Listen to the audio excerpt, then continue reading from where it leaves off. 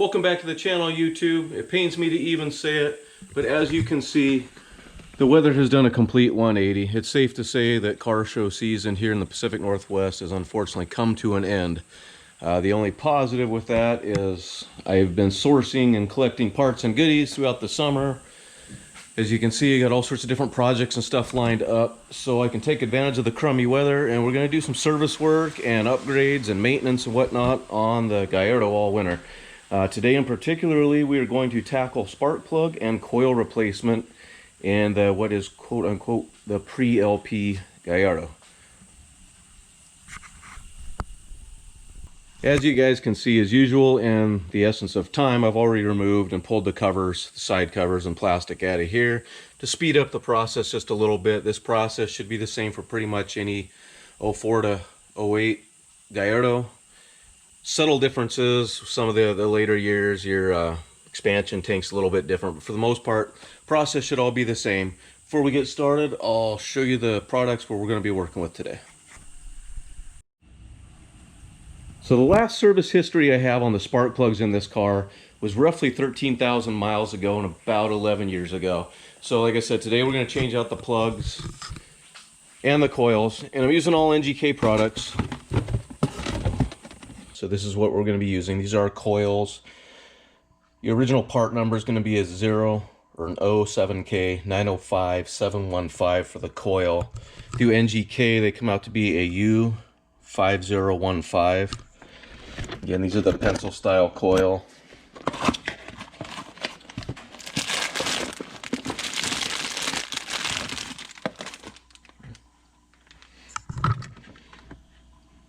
So we got 10 of these. NGK U5015. So that's what we're going to use for our coils. So then as far as the plugs go, obviously we're using the NGK Platinums. I'm going with the PFR 7G11S, stock number 7772. And we got 10 of those. And before somebody jumps in the comments section and jumps all over me telling me that's not the correct spark plug for this car, technically you are correct. Lamborghini part number is 400905619. It's an NGKR PFR 76. So the difference between that plug and what I'm using here is, number one, price. Scuderia parts had them for, I want to say, around $34 and some change. You could get them from there. A couple of their exotic places who were around the $44 range. Other than that, I don't know if they've been discontinued through NGK. Nothing pops up through NGK on their website. I didn't specifically ask them about it, but I picked these ones up for about $13 a piece. Same heat range, same plug, other than a couple minor differences I'll point out. The crush washer is supposed to be a updated crush washer design, and the other difference is the pre-gap on these plugs is a 1.1 millimeter versus the 0.85 that Lamborghini recommends, and that's on the other plug. So what I'm going to do, and already have done, is re-gap these plugs. Now then, for those of you who will chime in and talk about how you shouldn't gap platinum plugs and things like that, I'm not going to get into the debate, but I will share in the description a few different links direct from NGK about gapping the plugs. They can certainly be gapped. The key is to be careful. You do have to be careful. That is a precious metal plug. You don't want to damage that fine wire platinum tip there. You want to stay away from that and the porcelain.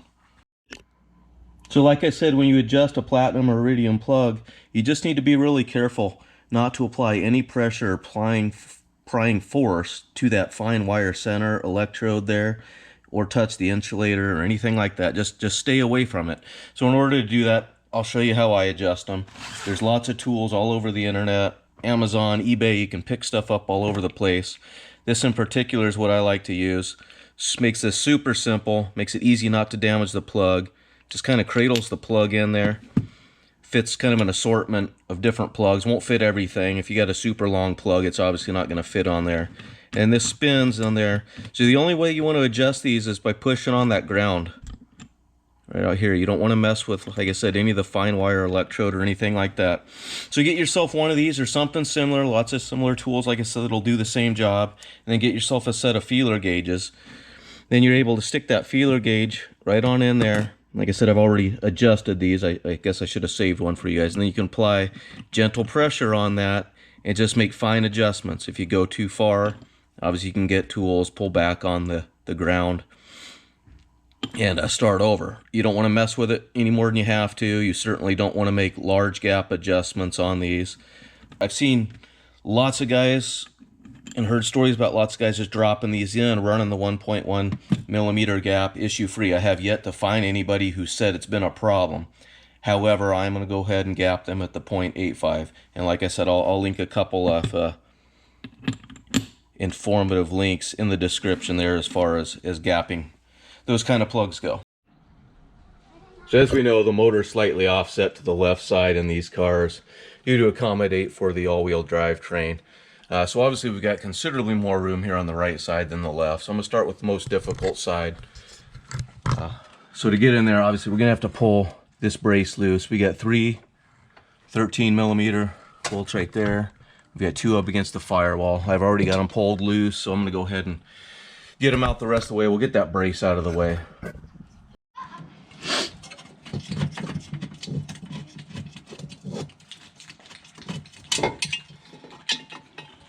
Just gonna snake that out of the way. Now we've got access to these 2 4 millimeter hex bolts that are holding the cover on each side. We'll go and get those popped off next. As you can see, here's a better angle. You've got 2, like I said, a mine or a 4 millimeter hex bolt holding these little covers on. We'll get those popped off.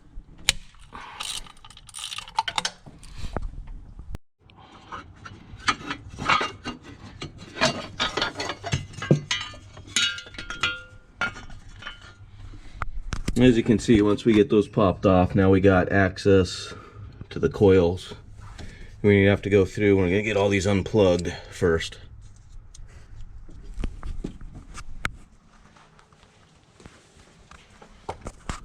Both sides. So I apologize, it's upside down. It's just trying to get the best angle to show you guys. These connectors can be a little bit finicky. As you can see, there's not a ton of slack and there's not a whole lot of room to work in here. So I've moved over to the right side to try and give you guys the best angle.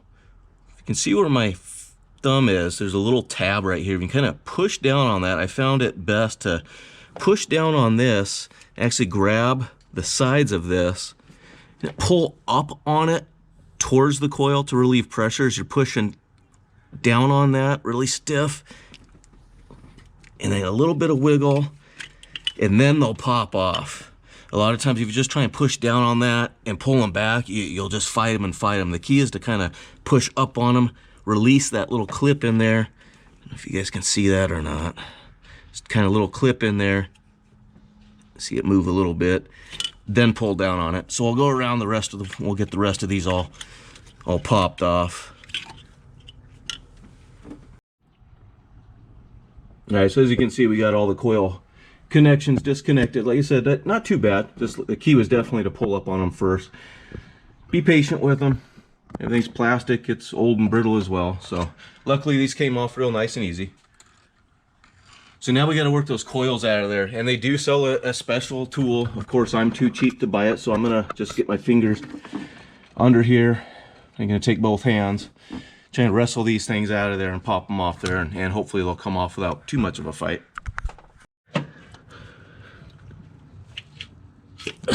So you can hear a little bit of a suction cup effect on there. But they'll come out. So like I said, I'll go ahead and work my way around the other 9. We'll get all those coils popped out of there so that now we can access the spark plugs. So 90% done getting these coils popped out. They're popping out nice and easy. Something else I found helpful other than just wrestling them with your fat fingers, because I have trouble getting my fat fingers under there and without the special tool, is I got a small pry bar, and I'll get my fingers under the flat part there where the connector slides onto, get the pry bar just right underneath kind of the back corner here. And you're not putting a bunch of force, you're not prying on these things. Definitely don't put any sort of angle on them. Just kind of slowly use it to help add pressure as you pull straight up on it, kind of break that suction that these create. And they're sliding right on out of there. Just nice and easy. So here we are on the right side, guys. This is the part that might be a little bit different on some of the later model vehicles as far as the expansion tank. I'm going to have to break this loose, and I'm hoping that will allow me to shift things around just enough that I can get these out. You can see it's so close. Just about get the coils out, but not quite. So I'm going to have to shift that out of the way. So I'm just hoping to break it loose here.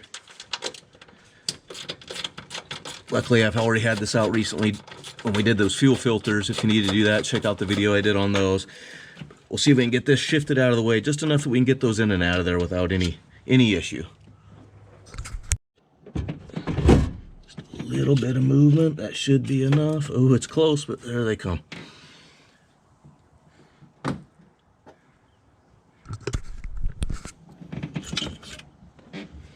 Perfect. All right, guys, so one final step before I start pulling the plugs out of here. Now that I got the coils and everything out of the way, you can see even though the covers on here, there's some dust and particulate in here. I may have knocked a few things, barnacles and things loose when I pull the coils out of there. Since I have access to compressed air, I like to give things a good blow, make sure that there's nothing in there that might fall into the cylinder as I pull things out. Might be a little bit overkill, but like I said, in the spirit of trying to keep things as sterile as possible throughout the replacement process, I'm going to give them a quick blow and get things as clean as I can.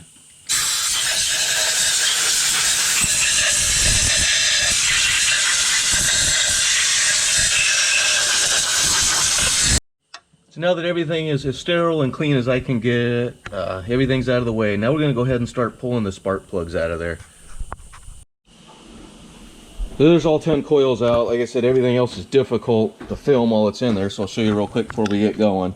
Use a 3/8 ratchet, an extension, and I like to use a spark plug socket because I've got them. You don't have to have them. This one happens to be a 5/8 spark plug socket. You can kind of see the rubber insert in there, or a 16mm will work. Like I said, it doesn't have to be that. I just like to use these because I have them. See that rubber's nice and handy. You can grip right on. We're not even into the threads there, and that won't fall out of there. If you don't happen to have a spark plug socket, don't worry, you don't have to. Another trick is to take one of your coils, stick it down in there in the hole once you get it loose, and same type of thing, get it to grip onto the spark plug, and you can pull them on out of there. It's another way to fish them out. Either way is sufficient and will work. So let's go on back into the car and see if we can get all 10 of those out of there. Alright, so I'm going to go ahead and do these one at a time. That way I don't leave the hole open any longer than I have to. Get that pressed on down in there. Lord willing, they'll come out nice and free, just like that, with the other 9.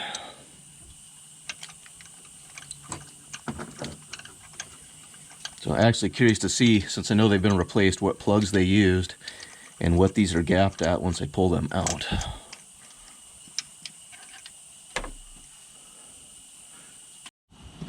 So now that we have it out, it is good to see that they went with the correct plug. That is the PFR 7G, the NGKR.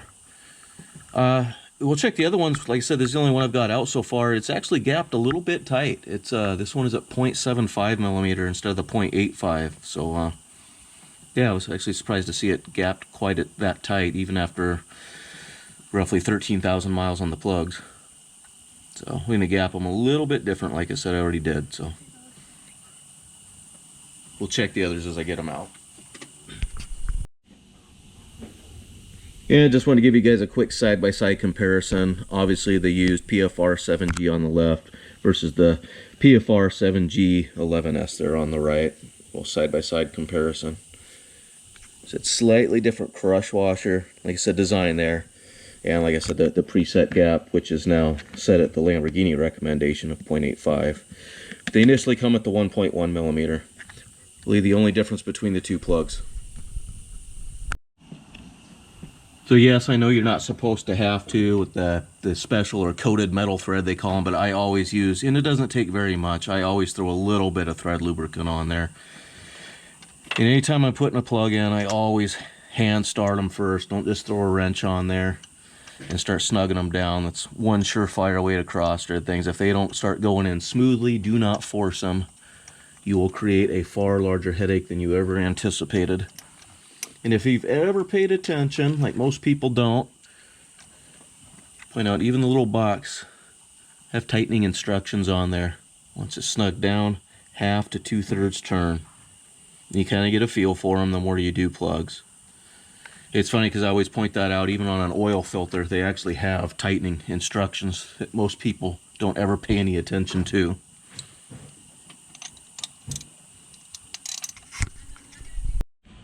Alright, old plugs and coils are out, new plugs are in, so I'm going to start reassembling and installing the new coils. So in my instance, it doesn't really matter, obviously, because I'm using 10 new coils. These things all come ready to go. If you are reusing the old coils, though, I would recommend, I know you can see in there, they had already pre-installed the dielectric grease. I would do that before you reinstall your old coils as well. And the key is not to slather the top of the spark plug with it or anything like that. You don't want to fill that boot with it. Take a cotton swab of some sort and you just kind of want to coat right in there around the tip of that boot and whatnot. You put too much on it, you can actually interfere with the electrical connection. So like I said, you don't want to fill the top of the spark plug with it by any means. So we'll just slide these into place gently one by one and get them all reconnected. Actually seat right into place there.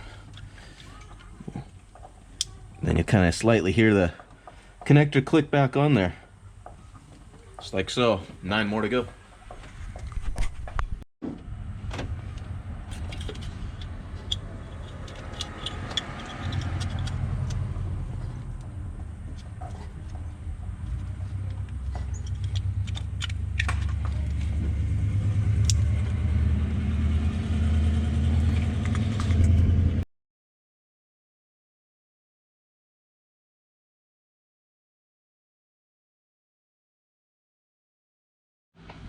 Everything's back together. Before I completely button it up with all the covers and everything, we're going to go ahead and fire it up, make sure she runs and everything's connected as it should be before I put everything else back together.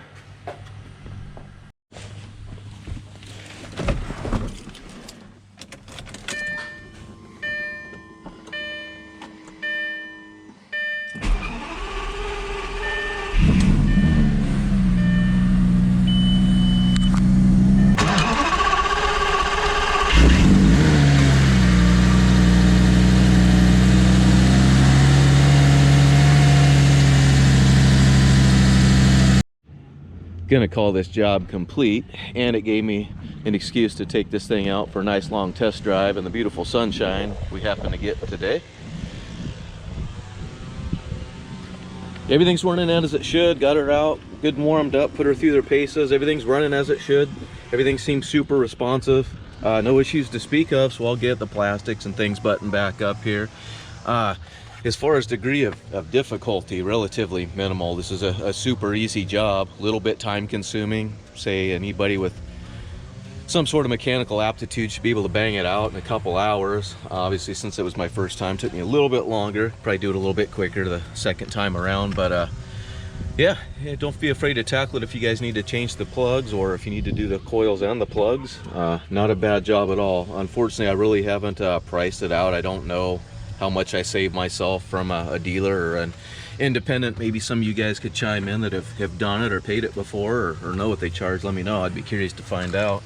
But anyway, yeah, I think I have $400 into the project. I could have saved a little bit more by using some lesser quality, I guess, coils. These were a little bit on the spendy side, but still not bad. I think I paid $25 a piece or so for them. I'd have to look at the receipt to verify.